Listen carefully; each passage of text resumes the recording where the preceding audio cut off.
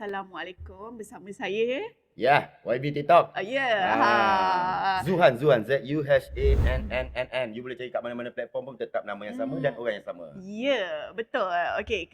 So kita nak tahulah, Abang Zuhan, terima kasih. Terima Sama-sama. kasih banyak-banyak sebab sudi menghadiri podcast kami, Suara Merdeka. Sebab suara kan, bila sebut tentang suara ni, saya rasa datang untuk bersuara. Oh ya ke? Bukan sebab saya? One of reason. Side reason lah kita cakap kan. Lagi sebelum ni tanya I banyak-banyak, I nak tanya you apa sebab you berani panggil I? Sebab you je yang berani datang kat Suara Merdeka. Asyik, yang lain tak berani.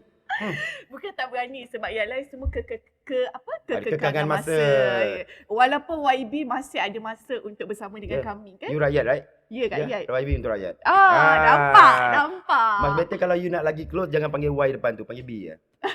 Y tu buang. Tak ada, okay, gurau. Jadi kepada korang semua, datanglah kalau Suara Merdeka. Jangan cakap degar-degar tu mat dekat keting. Kita bagi sikit. Okay. So, soalan pertama. Ni mukadimah lah. Kita nak buka mukadimah kan sikit kan. So kita nak tanyalah kepada abang sendiri, siapa Zuhan Hamzah sebelum bergelar influencer? Okey, Zuhan Hamzah Okey, kalau kau nak tahulah Zuhan Hamzah ni jarang bagi tahu orang siapa diri dia sebenar. Nampak macam mewah dekat platform semua, nampak mewah, dan kita pun tak ada overshow, nak show off ke apa, semua tak ada. Okey, sebelum content creator ni, saya adalah seorang businessman. Saya adalah seorang peniaga dan saya adalah produk TV, station TV. And then saya adalah champion for TV. Boleh mention? Boleh. Saya adalah champion TV3 sebelum ni, bintang mencari bintang. And then I naik juara Liga Lawak Superstar. Sebelum tu saya juara host MC Selangor. Jadi 3 gelaran champion yang ada dekat rumah tu. Piala tu tak adalah pergi cek kerja bawa piala, tak ada benda ni semua. Jadi itu adalah saya, dan saya kembangkan saya punya lagi satu, sebelum tu memang saya adalah businessman. Sampai sekarang pun saya masih businessman. Dan saya memang menjiwai watak businessman tu sendiri. Businessman tu buat perniagaan apa tu bang? As a man. As a man. Sebab saya ada kedai barber, kita ada car wash, kita ada kedai vape. And then baru launching ni kita ada YB Zuhan, spare part kereta atau auto spare part. Auto part dan juga tayar terpakai, serta kita ada buat agensi travel and tours. Wow, banyaknya. Jadi kita tak mengharapkan benda-benda yang macam semata-mata. Ada certain tu kita kena tahu kita bukan sentiasa berada di atas. Okey, kita faham YB ada banyak bisnes. Bukan setakat bisnes saja, malahan ada juga buat IG review, betul? Betul. Dan tak takut ke dengan LHDN nanti dia kejar? Okey. Mereka memang dah bayar LHDN. LHDN ni dia sendiri tahulah dia buat kerja. Dia sendiri tahu, sebab kita tahu dia ada dia punya army yang tengok kita punya social media apa semua setakat mana mewahnya. Itu je aku cakap dengan korang TikTokers, content creator ni semua. Korang suka tayang kemewahan. Bila kena kang cukai kan korang meroyan. Mula korang cakap kerajaan kejam. Padahal korang sendiri tak bayar cukai. Ini benda-benda yang patut kita bagi tahu pada masyarakat. Cukai tu penting. Kalau tak nak bayar cukai lebih, kau pandai-pandailah buat donation. Dia ada benda tu. Betul tak? So abang sendiri ni tak membayar cukai tak tiap-tiap tahun? Jangan bagi tahu orang lah berapa saya punya amount cukai. Tapi memang ada lah. Jadi so far insyaAllah ada. Tapi cuma saya tunjukkan pada social media saya buat donation, kita bagi amount, kita bagi ni. Kurang sikit cukai. Kita ada guna benda-benda tu. Sebab mata-mata melihat ya. Ya, mata-mata memandang selalu. Biasalah manusia kalau di atas, yang bawah akan sentiasa menarik. Tapi bukan saya tak mention siapa tak. Okay, so bang, kita nak lebih kepada serius sikit about tentang kerajaan kita. Sekarang ni kita adalah kerajaan perpaduan, betul? Dan diberi nama adalah Malaysia Madani. So, kita nak tanya pandangan abang tentang kerajaan kini. Kalau dulu, past is past. Kita datang nak cerita pasal kerajaan dulu. But we want to know about the government now. Kalau abang sebagai content creator, pada waktu inilah kan, YB mana yang best dan ada gaya tersendiri? Ataupun abang ada tak YB yang boleh diajuk? Saya buat mengajuk-ngajuk ni biasanya on the spot.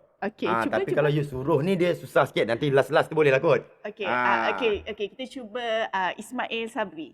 Ismail Sabri dia macam, kita dah, dia kena pakai spek dia. Dia kalau cakap kan pakai spek macam, kita dah cuba habis baik, nanti saya akan pertimbangkan gaya dia bercakap tu dia pandang kiri kanan. Kita akan pertimbangkan sehabis baik untuk memastikan rakyat kita selesa dengan apa yang kita lakukan. Itu gaya dia lah. Itu macam Datuk Sabri Sis. sikit. Okay.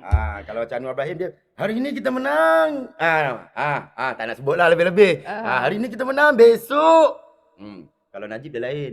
Kita dah bagi bantuan macam-macam kepada rakyat, tuan-tuan. Kita dah bagi BRIM. Kita dah bagi kedai runcit satu Malaysia. Gaya dia tu. Setiap pemimpin tu ada dia punya ni. Fahmi Fazil, kejap Menteri call. Badan Menteri call. Itu bukan mengajuk, tu menganjing namanya. Okey, siapa lagi pemimpin tinggi ni? Ramai. Anthony Locke, kita ada Sabu. Anthony Locke, Syabu. Syabu, you jangan salah sebut. Mat Sabu. Syabu tu lain perginya tu. Tak apa, dia boleh edit kan. Okey, Mat Sabu dia. Dia seorang pemimpin yang kelakar sebenarnya kan. Kita akan bertanya kepada Najib. Dia punya, Najib, Menteri Kewangan tanya kepada Perdana Menteri. Perdana Menteri kena luluskan dulu. Dia macam tu. Gaya dia. Saya dah ingat, dah lupa dialog dia. And then yang sekarang ni, apa yang saya tengok dekat parlimen tu sendiri, dua orang yang hebat lah. Okey, dua orang yang hebat dalam berbicara. Walaupun memang ada certainnya dia memainkan isu-isu populis. Okey, dua orang yang hebat ni adalah Arau dan juga Hulu Langat, Sani Hamzan. Diorang ni walaupun gaya diorang bercakap menengking-nengking tapi based on fact. Okey, tapi normal lah. Dalam parlimen masing-masing nak jadi hero rakyat, padahal benda tu boleh je sembang kat luar. Jadi untuk nampakkan pada rakyat yang mereka ni bersuara untuk rakyat. Gitu. Okey. So soalan yang kedua. Okey, Malaysia Madani memberi kebebasan untuk bersuara, termasuk kebebasan untuk buat konten, selagi tak langgar undang-undang atau perlembagaan. So, Abang Zuhan sendiri sebagai YB TikTok, apakah kelebihan? Tadi saya tak jawab tu soalan pertama tu, dia pasal kerajaan perpaduan tadi tu. Okey, yang kerajaan perpaduan ni kalau kita pun sedia maklum lah, rakyat Malaysia sedia maklum, ini adalah atas titah yang di-Pertuan Agong, okey. Atas titah perpaduan ni atas titah. Jadi, bila mana atas titah tu, kita kena akur lah. Okey. Untuk pengetahuan korang, okey, kerajaan perpaduan ni dia dipimpin oleh Datuk Seri Anwar Ibrahim. Saya sebagai YB TikTok tidak pernah suka Anwar Ibrahim, tetapi saya tidak pernah benci Anwar Ibrahim. Saya berada di tengah-tengah. Okey, sebab tahun 98 tu yang masa kejadian yang besar tu, yang Anwar Ibrahim diperlakukan sebegitu sebagainya, saya masih budak lagi. Tetapi saya nampak depan mata saya di TV. Zaman-zaman tu tak ada handphone semua. Cerita-cerita sebenar ni susah nak tahu. Masa tu saya belum lahir? 1998 Ya. Saya baru je beberapa tahun.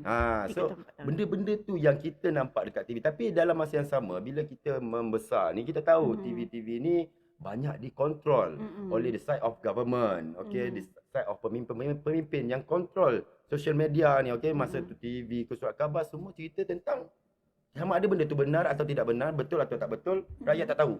Tetapi zaman sekarang, dia lain. Zaman sekarang lain. Okey, itu soalan kedua punya cerita lah lagi. Okey, balik kisah perpaduan yang berteraskan dengan Madani. Okey, Madani ni pun kita sendiri kena faham yang diasaskan ataupun diambil daripada maksud Madaniyah. Okey, Madani ni maksud dia kemajuan daripada segi rohani, okey, daripada segi pemikiran dan juga kebendaan. Jadi ini yang dibawakan oleh Anwar Ibrahim bagi memajukan taraf rakyat itu sendiri daripada segi pemikiran. Macam mana tahap rakyat tu berfikir. Tak kira lah kau ada background belajar tinggi ke tak tinggi ke, sebenarnya berfikir ini semua orang boleh berfikir. Okey, dan daripada segi kerohanian. Okey, kerohanian korang macam mana? Positive vibe masuk ke rohani korang sendiri menentukan sesuatu perkara itu dalam konsep kehidupan korang. Okey, and then kebendaan, memajukan dari segi kebendaan. Dan kalau korang dekat situ je lah, kalau korang berfikir tadi tak memajukan fikiran korang macam mana nak naikkan taraf kebendaan korang, dia akan tetap sampai situ. Itu yang dibawa oleh Anwar Ibrahim ni dalam konsep kerajaan Madani. Bagi memajukan 3 elemen penting ni, iaitu pemikiran, kerohanian dan juga apa satu lagi tadi lupa. Pemikiran, kerohanian, kebendaan. Okey, kebendaan. 3 benda elemen penting yang dibawa oleh kerajaan Madani yang dipimpin oleh Anwar Ibrahim itu sendiri. Okey. Dan pendapat abang pula tentang kerajaan perpaduan bagaimana? So far, okey, kita pun sedia maklum lah kerajaan Madani ni, saya panggil kerajaan Madani lah. Kerajaan perpaduan ni bulan 11 tu ya, PRU right. 11, 12, 1, 2, 3, 4, 5, around 7 month. 7 bulan lah, okey. Kalau korang perasan, saya ni once yang memang backfire punya orang. Saya memang jenis balon the politician. Saya tak kira daripada side mana-mana. Side mana-mana pun saya balon. Walaupun saya adalah orang pure UMNO. Okey, ni aku punya kamera, ni aku punya kamera, ni kamera aku. Aku orang UMNO, tetapi korang sendiri kaji aku punya konten, kebanyakan pemimpin-pemimpin UMNO yang aku tibai. Ini hakikat. Kalau tengok balik saya punya ni konten-konten lepas, pemimpin UMNO banyak saya tibai. Tetapi inilah sifat keterbukaan dalam bersuara. Tetapi tibai saya bukan tibai yang jenis maki hamon. Bukan jenis carut. Sebab tu saya tak pernah kena akta apa-apa. Saya more pada orang panggil sarkastik. Okay, kita membahan, kata bahasa mudahnya menganjing. Kalau Ika sendiri Pak tengok saya punya konten pun banyak sebelum-sebelum ni saya mau pada menganjing. Isu kenaikan harga barang, isu cuci longkang, isu dan sebagainya, pasal meniaga burger kena saman 100,000, isu PKP, saya mau pada menganjing. Saya tidak sebut jelas supaya benda tu tiada akta yang boleh dikenakan pada saya. Begitulah cerita dia. Apa tadi soalan lagi yang tadi tu? Okay, next soalan. Soalan lain lah. Sebagai content creator lah kan, pasti YB TikTok tahu isu-isu semasa dalam negara. Mungkin YB TikTok sendiri lah boleh kongsikan apa inisiatif Malaysia Madani atau bahasa biasanya yang telah kerajaan sediakan untuk kemudahan rakyatnya. Okey, kalau kita tengok lah kan. Okey, kalau sebelum-sebelum ni kalau kita perasan, kalau saya salah cakap fakta tu faham-faham lah. Kadang-kadang apa yang dikaji pun tak sampai dalam kepala otak. Okey. Kalau sebenarnya dalam 7 bulan ni, tempoh 7 bulan ni sebenarnya banyak kerajaan yang sekarang ni Madani dah bagikan kepada rakyat. Contohnya yang paling saya suka adalah menu rahmah. Menu rahmah ni kita ambil benda simple yang kena pada B40. Menu rahmah ni bukan B40 je. Korang kena tahu, T20 pun kadang-kadang terdesak. M40 pun kadang-kadang terdesak. Jadi mereka mencari benda yang boleh menjimatkan kewangan diorang, poket diorang sendiri. Jadi ini adalah salah satu inisiatif daripada kerajaan bagi kepada rakyat. Menu rahmah dengan harga RM5 ataupun RM6, kau boleh dapat makanan yang memang kenyanglah perut. Tapi kalau kau rasa nak makan lebih power-power, bukan RM6 dik, RM60. Jadi ini satu. Okey. Yang keduanya, bila mana kita tengok kerajaan ataupun kerajaan Madani ini memperuntukkan perbelanjaan yang agak besar di negeri-negeri pembangkang. Okey. Contohnya macam Kelantan, around berapa bilion baru ni dibagi, 1.5 ke lebih kurang lah, saya pun dah lupa dia punya figure tu. Tetapi dia naikkan peruntukan untuk kerajaan negeri-negeri pembangkang sendiri. Okey, ini bukan saya nak memuji membodek, tidak. Saya cakap yang baik, saya tetap akan cakap benda tu baik. Ya, betul. Yang buruk kita balon. Ya, tak kira daripada mana-mana side. Itu adalah serba sedikit pada pendapat saya. Yang lain jangan tanya, aku lupa. Apa lagi kebaikan dia orang. Satu lagi, Fahmi Fazil pun bagus juga. Saja Jack Kementerian Komunikasi. Fahmi Fazil pun Kementerian Komunikasi dan Digital ni pun bagus juga dalam mengembangkan 5G. Kita tengok ini sebenarnya satu pendekatan yang baik untuk mendekati anak muda, sebab kita kena tahu yang masih study ni adalah anak-anak muda. Betul. Jadi ada kata benda tu kita tak nak cerita-cerita yang lepas sampai panjat pokok dapat lain, sampai naik bangunan tinggi-tinggi untuk dapatkan coverage. Kita tak nak benda tu. Jadi bila ada Kementerian Komunikasi Digital ni yang lebih cakna kepada rakyat, khususnya kepada student, pelajar yang bakal mewarisi tampuk kepimpinan negara ni, itu adalah satu pendekatan yang baik. Ya, betul. Upgrade ke 5G satu Malaysia. Ya, kan dia secara tak langsung menarik juga untuk generasi-generasi. Ya. Bak kata pepatah tu, kalau orang tak kenal budi tak apa, sekurang-kurangnya pemimpin berbudi. Pemimpin berbudi. Yes. Wow, sounds good. So, next soalan lah. Sepanjang Datuk Seri Anwar Ibrahim dilantik sebagai Perdana Menteri, BN dan DAP pun kita boleh tengok bersatu kan, menjadi satu kerajaan perpaduan. Bagaimana perasaan YB sendiri lah, YB TikTok sendiri sebagai salah seorang rakyat Malaysia yang melihat perpaduan dalam negara ini? Adakah dia aman atau rasa macam berserabut macam yang dulu-dulu, ataupun perpaduan itu sebenarnya boleh dicapai tetapi melalui pemimpin yang betul? Apa pandangan YB sendiri? Okey, kalau kita sebut tentang perpaduan lah perpaduan ni sebenarnya kalau kita nak kembangkan maksud dia banyak. Dia ada muhibah, dia ada bersatu padu dan sebagainya lah. Perpaduan tu kita rujuk kepada perpaduan. Okey, itu perpaduan antara pemimpin atasan, tetapi peranan kita ni sebagai orang bawahan ni, rakyat-rakyat biasa ni, kita pun kena wujudkan perpaduan antara kita. Contohnya kalau kita bercerita tentang keamanan, isu kaum ni yang paling bahaya. Okey, sebab tu saya cakap isu kaum ni banyak bermainnya adalah daripada orang-orang politik. Saya berani cakap benda ni kalau kita kaji balik isu peristiwa 13 Mei. The politician yang mulakan dulu. Saya tak sebut mana-mana parti politician memulakan dulu, dan kita sebut tentang Bomali. Okey, peristiwa tu adalah disebabkan politician juga. Jadi benda ni yang kita tak nak berlaku dalam negara kita. Kita nak hidup dalam aman dan damai. Kalau boleh nak kita punya generasi nanti duduk dekat Malaysia ni pergi mana pun rasa aman. Okay, rasa aman pergi mana-mana. Itu yang dimaksudkan dengan perpaduan. Jadi so far kalau anda kata Ika minta saya punya pendapat berkenaan dengan kerajaan perpaduan, adakah ia menyerabutkan apa semua, pada saya dalam tampuk kepimpinan ni memang perlukan pelbagai bangsa. Okey, pelbagai bangsa, tetapi dalam masa yang sama jangan jangan jadi macam hero sangatlah. Okey, hero pada bangsa-bangsa tertentu. Kalau boleh jangan. Sebab kita, you as a Malaysian, pemimpin Malaysia, you mesti jadi hero Malaysian. You tak boleh lah bila masuk tempat Cina, you bercakap tentang hak-hak istimewa orang Cina. Hak-hak bila tempat Melayu, hak-hak orang Melayu, dan tempat India, hak orang India dan orang asli dan sebagainya. Jadi benda ni yang kita nak pupuk kepada pemimpin-pemimpin, bukan masyarakat atau pemimpin-pemimpin. Jadi orang kata orang tu kan, jangan sampai macam mengajar anak ketam berlari. Macam tu ke lebih kurang, saya pun dah lupa. Kan? Jangan sampai macam tu. Bila pemimpin tidak menunjukkan satu perpaduan yang baik ataupun menghibah yang baik, jadi setakat pengikut-pengikut ni apalah sangat. Jadi kita perasanlah baru-baru ni kan, parlimen baru bersidang. Ya, parlimen baru bersidang. Saya baru unjuk konten benda tu. Banyak juga baru sidang pun dah menggunakan kata-kata yang tidak sedap didengar. Jadi itu adalah satu, orang kata, macam mana kita nak tunjukkan positive vibe pada kita ni penyokong. Bak kata orang tu jangan jadi babi tau. Maksud dia babi ni, bukan babi boleh sebut, tak ada masalah. Jangan jadi babi. Babi ni dia nyondol-sondol aja. Dia tak ada ke kanan, dia tak ada ke kiri. Jadi kita ni sebagai penyokong mana-mana parti pun jangan menyondol je. Korang kena ke kanan, kena ke kiri juga. Okey, mana yang betul kita tetap cakap betul. Mana yang salah, balon je lah. Tapi based on fact. Jangan komen balon je kau sedap mulut. Sudahnya kena sama fitnah, malu je. Okey, ini untuk soalan terakhir lah. Terakhir but least lah, kan? Okey, tak lama lagi PRN akan berlangsung di beberapa buah negeri. Okey, apa jenis-jenis kempen yang akan dilakukan oleh YB kita dekat luar, kan? Oleh pemimpin-pemimpin kita. Dan mungkin abang sendirilah, ada tak ramalan mengenai perkara ni? Dan sebagai penutup, dan kita nak minta terus nasihat lah kepada semua pemimpin-pemimpin di luar, macam mana untuk kita perlu pilih undi PRN akan datang ini. Okey, kalau kita cakap berkenaan dengan PRN ni ada 6 negeri, right? 6 negeri ni kalau kita nak target ni sebenarnya, okeylah, bila government ni kalau dia nak buat dalam persempadanan semula pun dah tak sempat.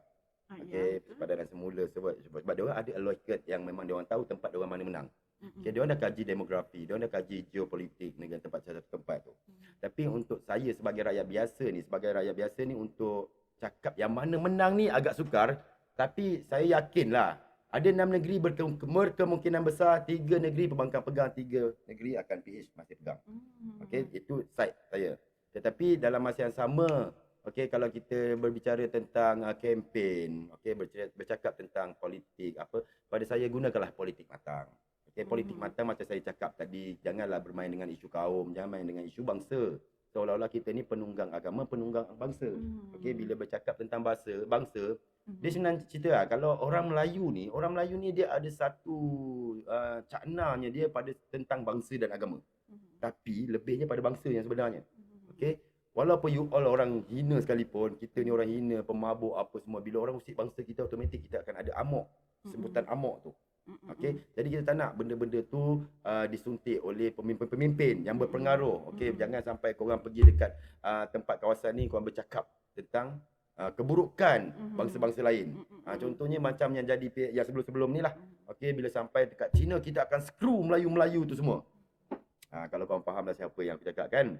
Okey, lepas tu kita sampai tempat Melayu, kita tengoklah sekarang. China dah berkuasa besar. Kita jangan benda-benda macam tu. Tapi orang-orang politik ni salah satu benda yang bagus ataupun yang patut korang cakap adalah bukan membuka aib ataupun memburuk-burukkan pihak lawan yang sebenarnya. Kita menggunakan politik matang ataupun politik baru, bagaimana korang untuk memacu rakyat, bagaimana korang untuk memacu negeri korang, bagaimana korang nak menaik taraf rakyat tu sendiri. Tunjukkan kebaikan korang, tunjukkan keberhasilan korang. Itu adalah sebaik-baiknya. Okey, sebab PRU yang lepas pun saya adalah one yang terlibat dengan kempen apa semua, saya memang road tour semua. Jadi yang paling saya suka DAP ni pemimpin dia Anthony Locke. Anthony Locke memang sebelum-sebelum ni pun saya nampak dia adalah seorang yang sangat buat kerja. And then Hanayo. Hanayo. Hanayo memang saya memang respect gila. Tu saya cakap sebenarnya pemimpin tu pun ada yang bagusnya, ada yang kurang dia. Jadi manusia tetapi sebagai seorang pemimpin tunjukkanlah akhlak yang baik. Kalau Safura? Yang Safura. Dia parlimen mana Dia Don kan? Bentong, Pahang. Bentong. Saya tak nampak lagi. Dia ada jaga kementerian tak? Tak ada lagi. Kalau tak ada jaga kementerian jangan tanya saya. Tanya orang Bentong. Sebab dia bukan saya punya ahli parlimen. So far kita sebenarnya kita melantik seseorang tu. Okey, kalau kau dah tahu contohlah kan, kau dah kaji kau punya demografi tempat kau tu, okey, memang saluran ni kalah teruk. Kampung ni kau kalah teruk. Bahagian ni kau kalah teruk. Kalau kau dah ahli parlimen, satu parlimen tu kau punya je. Rakyat kau. Kau jaga je semua. Jangan bila parlimen ni, bila dah menang, kau lupakan parlimen kawasan-kawasan tertentu. Turun je peruntukan, kau lepaskan kau punya pengundi-pengundi semua dulu. Kau lebihkan pengundi-pengundi kau. Macam mana kau nak menang jiwa rakyat? Kan? Kalau kita tengok benda-benda ni, ini masalah juga kan. Bila kita banyak parti-parti yang berteraskan kaum. Banyak sebenarnya jadi masalah dan isu berteraskan kaum. Kalau saya bukan tidak setuju, saya bersetuju juga isu-isu parti-parti yang berteraskan kaum ni. Sebab dia adalah parti yang tunjang kepada sesuatu kaum tu sendiri. Okey, contohnya kita ada UMNO, MIC, MCA. Okey, kita ada PAS, kita ada Bersatu. Tetapi dalam masa yang sama sifat keterbukaan tu kena dibagilah. Okey, sifat keterbukaan, give and take tu, dan kita perlu bersetuju untuk tidak bersetuju untuk bersetuju. Benda-benda tu penting buat kita. Kau faham tak? Faham angguk kamera. Okey. Benda ni lah yang saya rasa kita perlu politik baru yang politik matang. Sebab saya rasa dari dulu pun ramai orang-orang pun cakap buatlah politik baru. Gunalah politik baru. Sebab anak muda sekarang ni dia tak nak tengok keburukan. Anak muda sekarang ni dia tak nak cerita pun tentang, dia tak nak tahu pun hal yang lepas banyaknya. Tetapi kita kena tahu hal lepas tu perlu diambil tahu untuk dikenang, untuk dijadikan sebagai pengajaran sejarah. Tetapi tak payahlah diungkit-ungkit berpuluh kali. Kan? Kalau dalam parlimen tu kalau kita nak ungkit, contohnya macam Anwar Ibrahim pernah cakap, kita tahu kita ada formula. Kita ada formula bagi memastikan minyak turun. Itu tahun bila? Dia menang ni tahun lepas. Tapi dia punya cakap tu, ungkapan dia tahun 2000 ke, PRU yang lepas-lepas lama tu. Dia tak kenalah dengan semasa. You know? Memang zaman tu dia ada formula dia. The formula is that time. Okay? Tetapi, satu je lah yang saya tetap berpendirian sampai hari ni. Siapa pun Perdana Menteri mesti dia berasal daripada DNA UMNO. Okay. Betul-betul. Itu pendapat saya lah. Awak tidak perlu menidakkan pendapat saya. Pendapat just pendapat. Okay, kalau tak setuju, no problem. Macam saya cakap tadi, awak perlu bersetuju untuk tidak bersetuju. Dan tidak bersetuju untuk bersetuju. Okay. Kebanyakan ataupun akan datang pun saya yakin, kebanyakannya Perdana Menteri tetap DNA daripada UMNO sendiri. Tak kira daripada parti mana, Bersatu ke, PKR ke, apa benda, DAP ke, wallahualam lah. Okay, benda-benda tu yang kita nak tahu sebab the experience memang asalnya daripada UMNO. Sebab kita dah banyak bapak pun daripada UMNO sampailah sekarang. And then kita harap kepimpinan Anwar Ibrahim ni dapat memacu negara dengan lebih baiklah. Okey, sebab negara ni lah, saya cakap terus terang lah, saya ni bukanlah orang pemikiran yang terlampau open sangat pun. Okey, pada saya negara ni sebenarnya benda yang paling penting adalah majukan negara dulu. Automatik Islam tu akan maju. Sebab negara kita agama persekutuan, agama rasmi kita, agama Islam. Ya, betul. Okey, bila negara kita maju, automatik Islam tu akan maju. Ya, betul. Automatik, dan Melayu tu insya-Allah akan lebih maju dengan pemimpin-pemimpin yang tidak rasuah, tidak menyalahgunakan kuasa, dan pemimpin-pemimpin yang tak guna. Okey, kalau kita tanpa mereka ni, mereka menggunakan kuasa dengan baik, dengan bagus untuk rakyat dan memberi yang kebaikan untuk rakyat, insya-Allah benda ni negara kita akan dipacu oleh pemimpin yang bagus dan negara kita akan berkembang dengan baik. InsyaAllah. Kalau pada pendapat abang sendiri lah kan, untuk dasar-dasar kerajaan ni, apa yang kita boleh tengok daripada rakyat yang rakyat happy seperti ayalah menu rahmah dan sebagainya? Ada tak benda-benda lain yang membuatkan rakyat happy? Banyak sebenarnya. Okey, ni satu yang benda saya, aku harap ini tak edit tiba-tiba teringat pula. Geram je rasa. Okey, sebenarnya banyak inisiatif kerajaan. Okey, sebenarnya dunia ni tak ada kerajaan yang nak menyusahkan rakyat. Tak ada. Tak ada kerajaan yang nak memiskinkan rakyat. Tak ada kerajaan yang nak jatuhkan negara. Tak ada. Cuma diorang ni salah-salah step, salah langkah dan sebagainya. Okey? Itu sebab saya cakap kalau kita, tak boleh rekod lagi ke kau masalah. Okey. Kalau kita jadi kerajaan, biar kerajaan yang baik. Jadi pembangkang pun biar pembangkang yang baik. Okay, means kalau kerajaan tu ada satu kelonggaran. pembangkang tegur bagi menutup kelonggaran itu untuk naikkan lagi cerita dia. Begitu juga dengan pembangkang. Kerajaan memberi idea ataupun kekurangan idea, minta daripada pembangkang, buka dalam parlimen, dewan. Kita ada dewan parlimen, kita ada dewan negara. Bersidang dalam tu, berbincang. Semua adalah kepentingan untuk rakyat. Jadi ini masalahnya bila banyak sebenarnya info-info yang kebaikan-kebaikan untuk rakyat daripada kerajaan, rakyat tak tahu kah? Rakyat tak tahu. Ini Jcom ambil alert benda ni, Jabatan Komunikasi. Kalau tak silap saya, yang dipimpin oleh Profesor Agus. Saya cakap terang, Profesor Agus, saya ulang. Okey, korang sendiri tidak mewawarkan kepada rakyat, tidak sampaikan kepada rakyat dengan lebih luas, dengan lebih hebat, dengan lebih maha dahsyat, kata Arau. Okey, kepada rakyat, macam mana kita nak sampaikan setiap inisiatif ataupun kebaikan rakyat kerajaan itu kepada rakyat. Sampaikan rakyat tanya-tanya, ada rupanya benda ni, ada rupanya benda ni, ada je rupa benda ni. Tetapi daripada komunikasi itu sendiri, mana? Contoh Jcom lah saya sebut tadi kan. Kerajaan ditibai oleh banyak site. Okey, ada certain yang betul, ada certain yang tak betul. Tetapi yang tak betul ni, mana Jcom untuk counter balik? Tak ada. Jadi itu yang mistake yang selalu jadi dalam kita punya government apa semua. Jadi tolonglah mainkan peranan masing-masing. Walau macam mana pun YB TikTok adalah orang ni neutral tau. Saya walaupun memang saya ada parti lah yang saya sokong, tetapi itu saya cakap tadi, saya tetap tibai parti saya. Saya neutral. Yang benda baik saya tetap sokong, yang benda buruk kita balun je mana-mana side. Walaupun saya memang orang gelor macai, mahacai, walaun, walanun, segala mak nenek lah, walatun. Saya tak kisahlah korang nak gelor apa, yang penting aku masyhur. Okay. Jadi kesimpulannya banyak lah yang kita boleh kaitkan untuk daripada YB TikTok sendiri kan. Kita punya Malaysia adalah negara yang demokrasi. Jadi we can talk about anything kan. Tetapi ingatlah, walaupun kita bersuara tu beragak-agak. Contoh macam korang tu kan, yang ada kan kawan-kawan saya lah yang banyak bersuara sebelum-sebelum ni kan, sampai masuk lock up 3 hari. Oh ya ke? Denda 10,000 ada. Kalau saya mention nama dia mengamuk member orang. Masuk penjara semua. Itu silap korang. Korang dalam bersuara tu kena pandai lah. Dia bersuara tentang apa tu? Pasal government, dia cakap directly, penuh kan tembolok aja, lepas tu dia maki. You know, sebenarnya kau kata orang, maki orang ataupun kau burukkan orang, ada akta.